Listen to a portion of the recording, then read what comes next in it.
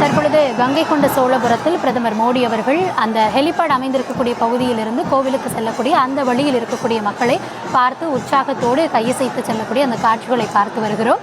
சாலையின் இருமருங்கிலும் கூடியிருக்கக்கூடிய பாஜக தொண்டர்களும் மக்களும் மலர்களை தூவி அவரை வரவேற்கக்கூடிய அந்த காட்சிகளை பார்க்க முடிகிறது. தொடர்ந்து பல்வேறு நிகழ்வுகளும் அரங்கேற இருக்கிறது. இதற்கிடையில் மக்களை சந்தித்தவாறு அவர் தன்னுடைய அந்த ரோட் ஷோவை தற்பொழுது நிகழ்த்தி கொண்டிருக்கிறார். பாஜக தொண்டர்களும் மக்களும் கூடியிருந்து அவரை வரவேற்கக்கூடிய காட்சிகளையும் பார்த்து வருகிறோம். தொடர்ந்து தொலைபேசி வாயிலாக இணைந்திருந்து விவரங்களை வழங்கிக் கொண்டிருக்கிறார் எம்முடைய செய்தியாளர் ராஜேஷ். ராஜேஷ், பிரதமருடைய தமிழக வருகை ஒவ்வொரு முறையும் அவர் இங்கு வரும்பொழுது முக்கியத்துவம் வாய்ந்ததாக பார்க்கப்படுகிறது.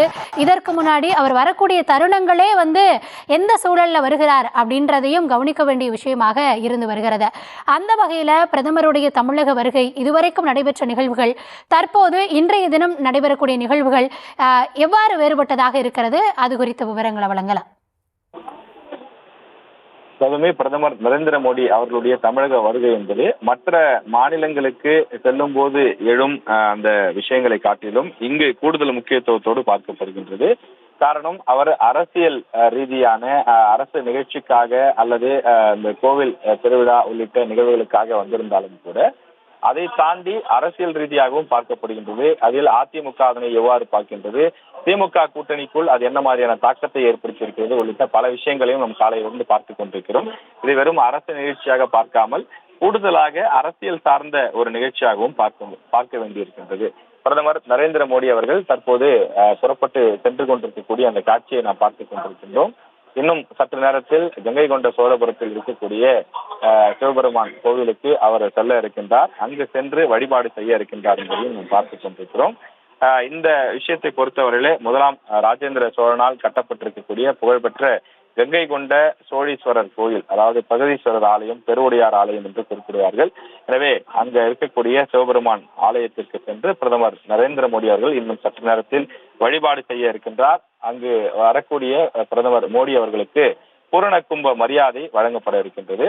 பிரதமர் நரேந்திர மோடி தன்னுடன் வாரணாசியிலிருந்து தான் போட்டியிட்டு வெற்றி பெற்றிருக்கக்கூடிய வாரணாசி தொகுதியிலிருந்து கொண்டு வந்திருக்கக்கூடிய புனித நீர் கங்கை நீரை தன்னோடு கொண்டு வந்திருக்கின்றார். அந்த கங்கை நீரை கொண்டு சுவாமிக்கு அபிஷேகம் நடைபெற இருக்கின்றது. அந்த வழிபாட்டில் கலந்து கொள்ளக்கூடிய பிரதமர் நரேந்திர மோடி அவர்கள் அங்கு அமர்ந்து சுவாமி தரிசனம் செய்து அதன் பின்னர் தியானத்திலும் ஈடுபட இருக்கின்றார்.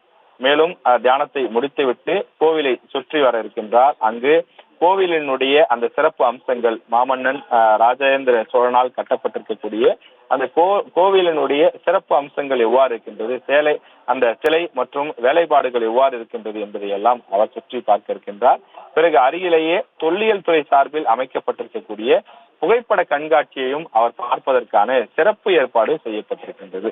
பின்னர் நடைபெறக்கூடிய ஆடி திருவாதிரை விழாவிலே பிரதமர் நரேந்திர மோடி பங்கேற்கின்றார். ராஜேந்திர சோழனுடைய பிறந்த நாளை முன்னிட்டு ஆடி திருவாதிரை விழா கொண்டாடப்படக்கூடிய நிலையில் அந்த விழாவில் பிரதமர் நரேந்திர மோடி பங்கேற்கிறார். அவருடன் 1000க்கும் மேற்பட்டவர்கள் பங்கேற்பதற்கான விரிவான பாதுகாப்பு ஏற்பாடுகளும் சிறப்பு நிகழ்ச்சிக்கான ஏற்பாடுகளும் செய்யப்பட்டிருக்கின்றது. ராஜேந்திர சோழனுடைய நினைவாக அவர் பற்றிய அந்த சிறப்பு அம்சத்தை வெளிப்படுத்தக்கூடிய வகையிலான சிறப்பு நாணயத்தையும் அவர் வெளியிடுகின்றார். இந்த விழாவில் இசையமைப்பாளர் இசைஞானி இளையராஜா பங்கேற்கின்றார்.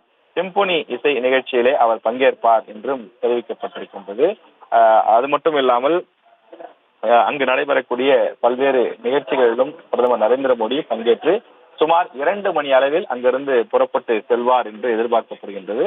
2:30 மணிக்கு திருச்சியிலிருந்து மீண்டும் டெல்லி நோக்கி பிரதமர் புறப்பட உள்ளார்.